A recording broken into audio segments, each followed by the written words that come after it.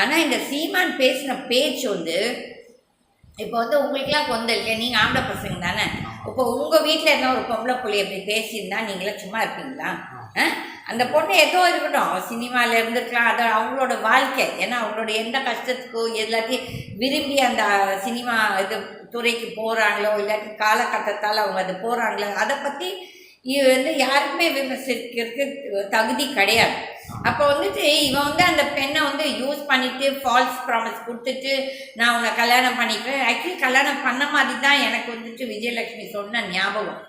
Okay, ஏதோ இது அப்போ வந்துட்டு சரி அப்படியே இது நீ வந்துட்டு அப்போ நீ ஏமாத்துனது தப்பு தான். இவனுக்கு ஒரு பொம்பளை பிள்ளை இருந்து இந்த 2 ஆம்பளை பிள்ளை இல்லாமல் 2 பொம்பளை பிள்ளை பிறந்திருந்தா அந்த பொம்பளை பிள்ளை யாருன்னா ஒரு ஆம்பளை இப்படி பண்ணியிருந்தா இவனுக்கு கொந்தளிக்காது. ஒன்றும் இல்லை, இப்போ ஆம்பளை பிள்ளைங்க வந்து இதெல்லாம் பார்ப்பாங்களாமா, இந்த சர்ச்சையெல்லாம். அந்த சர்ச்சை பார்க்கும்போது என்ன என் பிள்ளைங்க நினைப்பா. அப்போ உனக்கு அவ்வளோ கஷ்டம் உன் பிள்ளைங்களை பற்றி நீ நினைக்கும் போது இந்த பொம்பளை பிள்ளைங்க ஒரு அப்பா அம்மாவுக்கு பிறந்த பிள்ளை தானே. அப்போ என்ன ஒரு ஆணவ திமிர். ஏன்னா உங்ககிட்ட கொள்ளாடிச்சா காசு இருக்குது. இந்த ஸ்ரீலங்காலேருந்து இந்த ஒரு சில முட்டா பசங்க இவனுக்கு காசு அனுப்பிச்சிட்டு இருக்காங்க. இதுவாக எனக்கு தெரியும். எனக்கு தெரிஞ்ச ஒரு சில முட்டா பசங்க கூட காசு அனுப்பிச்சிட்டு இருக்காங்க. அவங்களுக்கு தெரியல இவன் வந்து என்னென்ன அயோக்கியத்தரம் பண்ணுறாங்க.